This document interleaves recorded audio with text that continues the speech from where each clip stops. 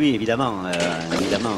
Et ça part. Les voilà partis pour le prix Gannet-Prière Mauritius, premier groupe 1 en Europe cette année, avec un bon départ de Giofra côté corde. À son extérieur, Cyrus Desaigles, Kazakh gris et bordeaux, est aux côtés de Pajera en jaune, avec côté corde Reliable Man qui est devant Saga Dream, devant le Britannique Wigmore Hall. Et c'est le grandissime favori Cyrus Desaigles, double lauréat de groupe 1, qui est venu maintenant s'installer aux avant-postes devant la lauréate du prix d'Harcourt, c'est Giofra, alors que Pajera, Kazakh jaune et blanc, vient à son extérieur, troisième. Saga Dream est en quatrième position et vient encore devant le lauréat 2011 du prix du Jockey Club, c'est Reliable Man qui vient pour l'instant en avant-dernière position. Quant à Wigmore Hall avec Hayley Turner, il est pour l'instant placé en dernière position. La porte de Boulogne avec là Cyrus Desaigles et Olivier Pellier qui a pris un train assez régulier et assez soutenu devant le 6 Pajera, qui est cependant assez allante aux côtés du 5 Giofra côté corde.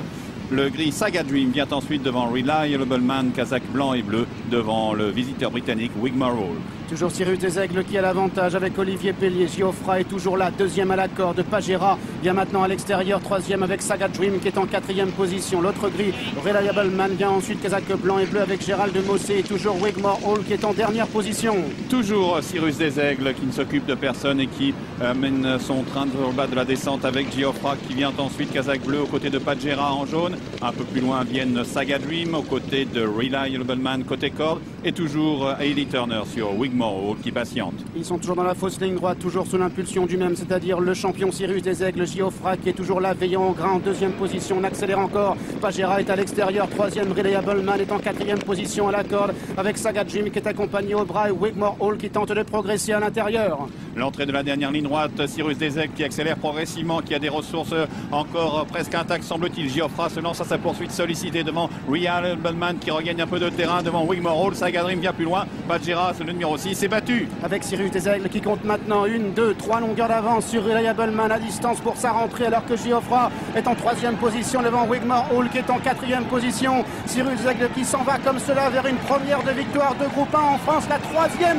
victoire de groupe 1 pour le champion de Corinne Barbe. Cyrus Desaigles qui s'impose ici très facilement. Giofra est deuxième, Reliable Man est en troisième position. Envolé de Cyrus Desaigles dans la phase finale de ce prix Gannet-Prière Mauritius. Il a parfaitement rempli son rôle aujourd'hui de favori. 1,70 €. Il s'impose avec la Kazakh de Jean-Claude Alain Dupuis.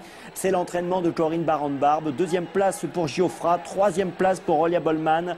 As, 5 et 4. C'est l'arrivée chiffrée. La quatrième position revenant au numéro 2, Wigmore Hall, suivi du numéro 3, Saga Dream. Une envolée pour le fils d'Evon Top et de Taille de Guêpe, issu de l'élevage des champs. Regardez, Cyrus Desaigles, le champion, le grand champion. Cyrus Desaigles, élevage de le Limousin, bien sûr, également. Et on revoit cette phase finale tout de suite. C'est quand même assez rare de faire un galop payant dans un groupe 1. Regardez. Magnifique. Olivier Pellier s'est juste appliqué à le garder en droite ligne pour lui dire de ne pas baisser pied. Et au plus ça va, et au plus il en prend. Voilà. Impressionnant. Ben, oui, c'est vrai que c'est assez rare quand même qu'on voit dans des groupes 1 de faire des galops payants comme ça. Parce qu'il y avait lui et les autres, complètement. Quelle classe, quelle victoire. Et on va tout de suite retrouver Olivier Pellier. Olivier, bonjour. Bonjour. Eh bien écoutez, vous ne vous êtes pas embarrassé de tactique. Tête et corde, c'est comme ça qu'on monte les cracks. Voilà, puis en plus, il aime bien Longchamp. Justement, j'étais avec Franck Blondel.